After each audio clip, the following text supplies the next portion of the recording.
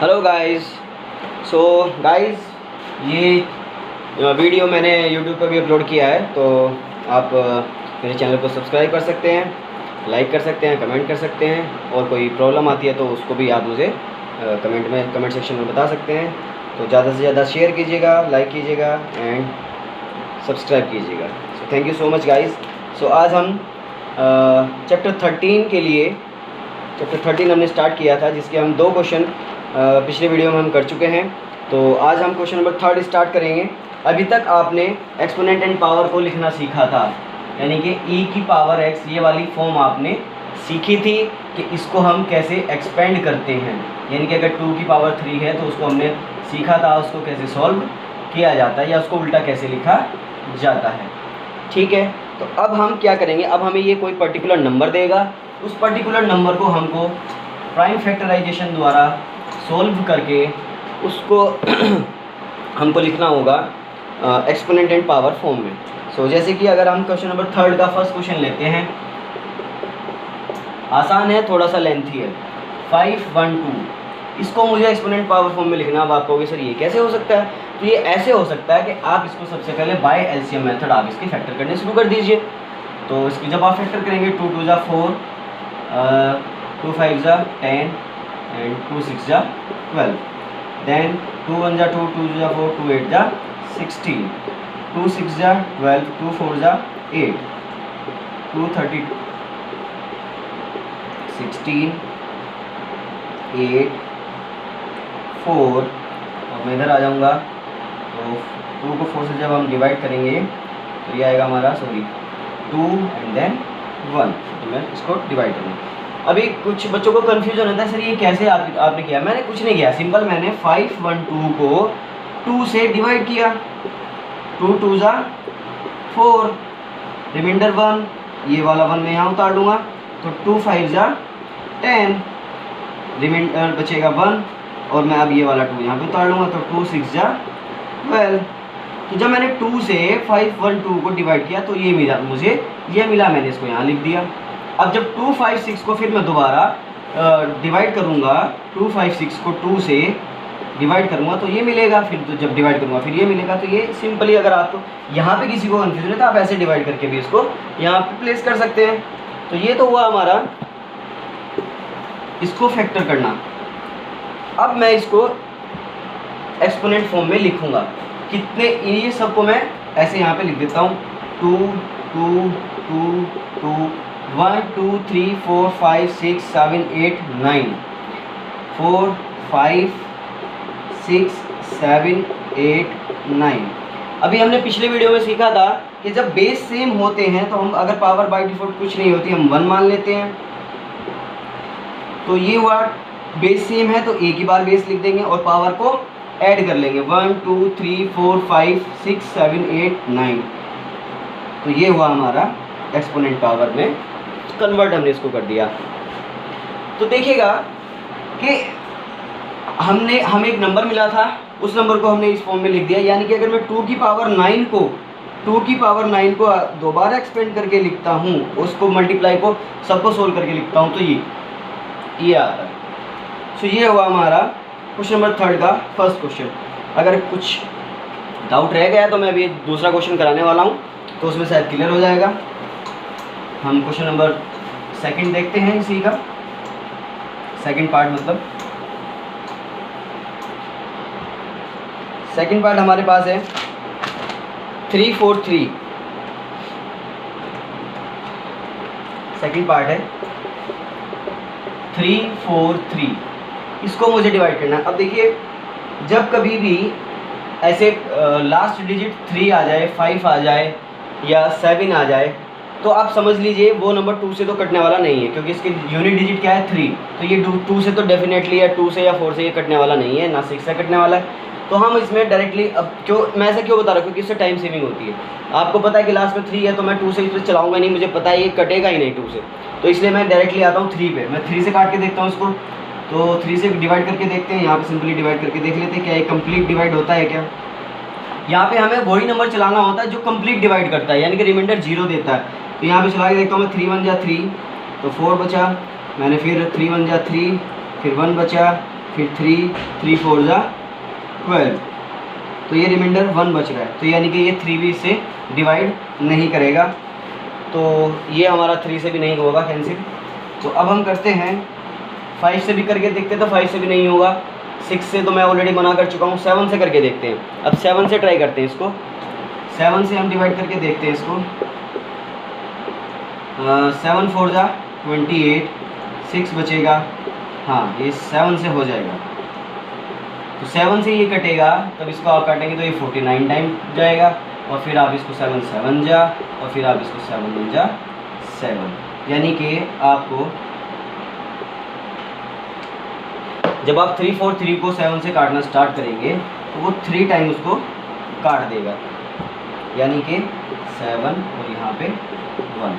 तो अब मैं इसको लिखता हूँ 7 × 7 × 7, दैट इज़ 7 की पावर 3। अभी हमने बताया था ना, जब कुछ नहीं होता तो बाय डिफ़ॉल्ट हम पावर 1 मानते हैं, बेस सेम है तो पावर ऐड करते हैं, 1 + 1 + 1 यानी कि 1 + 1 + 3 और 7 की पावर 3।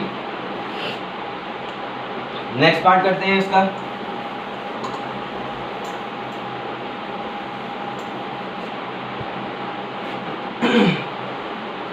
नेक्स्ट पार्ट है हमारे पास 7 2 9, थर्ड पार्ट 7 2 9।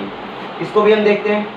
मैंने भी आपको बताया कि जब लास्ट में 9 या 3 या 7 या 5 होता है तो हम उसे 2 से तो कोशिश करते नहीं हैं, तो हम इसको सिंपली 3 से डिवाइड करते हैं। 3 2 जा 6, 1 बचेगा, 3 4 जा 12, 3 3 जा 9। आप अगर किसी को ये समझ में नहीं आता तो आप वो सिंपली डिवाइड वाला भी ऑप्शन ले सकते हैं। तो 3 8 जा 24, 3 1 जा 3, ये कटेगा 27 टाइम, ये जाएगा फिर इससे 9 टाइम, फिर ये जाएगा इससे 3 टाइम, और ये फिर जाएगा इससे 1 टाइम। तो अब मैं इन सभी मल्टीप्लाई को इधर लिख देता हूँ, 3 × 3 × 3 × 3 × 3 × 3, 1 2 3 4 5 6, 1 2 3 4 5 6, यानी कि 1 2 3 4 5 6 जब बेस सेम है तो 3 की पावर आप लगा देंगे 6। ये काफ़ी आसान है, बस एक बार आपको इसके फैक्टर करने आ जाए तो ये तो बहुत छोटी सी चीज़ है, आप लिख पाएंगे। तो ये हुआ आपका थर्ड पार्ट। अब हम करते हैं इसका next part, that is 3 1 2 5, fourth part.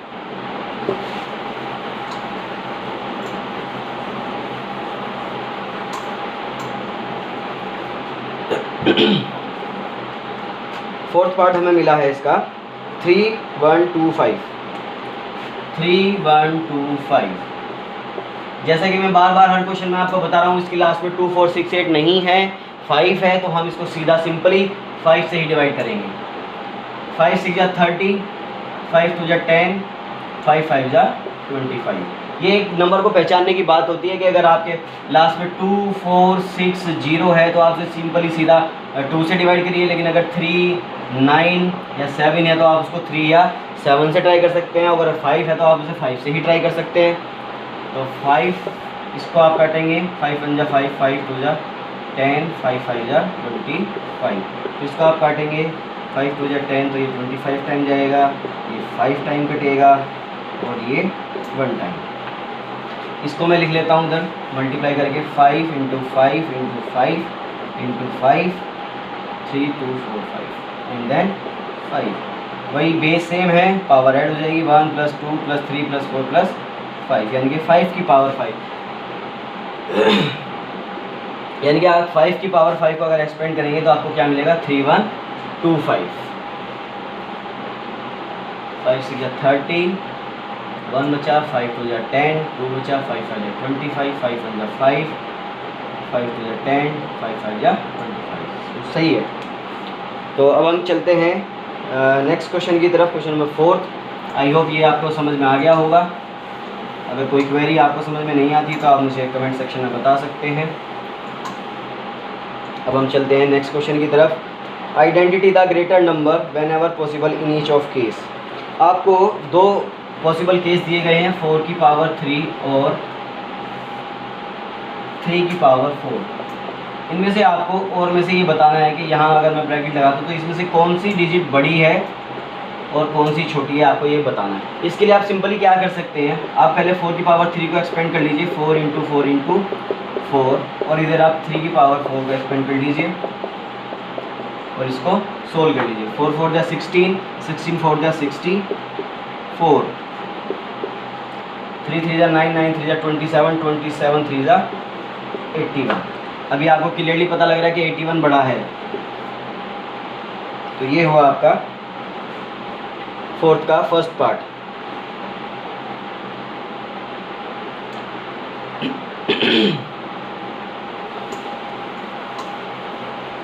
बाकी सब ऐसे ही हैं, आप कर पाएंगे।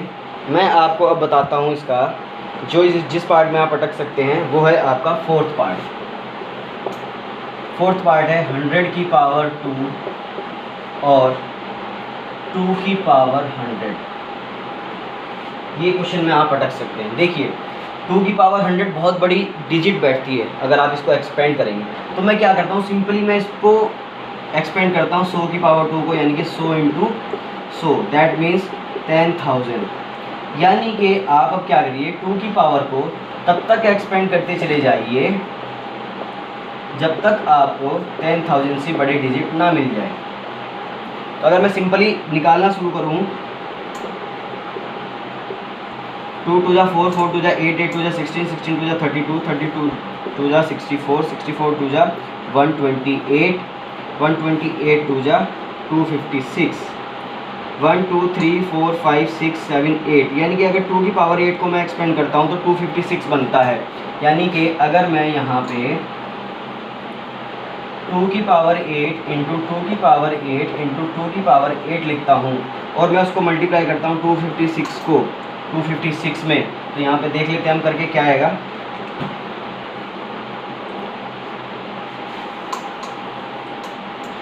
मैं यहाँ पे 256 को 256 से डिवाइड मल्टीप्लाई कर लेता हूँ, तो ये आएगा 6 6 जा 36, 3 6 5 जा 30, 33, 6 2 जा 12 प्लस 3 15, 5 6 जा 30, 5 5 जा 25 प्लस 28, 3 5 जा 10 प्लस 3,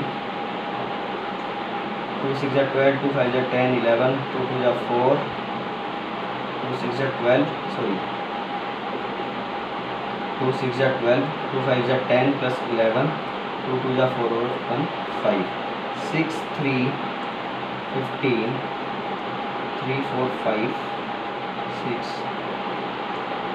6। यानी कि अगर मैं 2 की पावर 8 और 2 की पावर 8 को मल्टीप्लाई करता हूँ तो मुझे मिलता है 66,536 और ये है 10,000। तो यहाँ पे आप सिंपली देख रहे हैं कि अगर मैं 2 की पावर 8 और 2 की पावर 8 को खोलता हूँ, अभी मैंने आगे की नहीं खोली है, अभी तो हमें 2 की पावर 100 तक जाना है, लेकिन अगर मैं यहाँ पे कंपेयर कर पा रहा हूँ कि देखिए 2 की पावर 8 एंड 2 की पावर 8 को जब मैंने मल्टीप्लाई किया तो वो 10,000 से बड़ा हो चुका है। ये नंबर ऑलरेडी 10,000 से बहुत बड़ा है, तो यहीं पे हम रुक जाएंगे।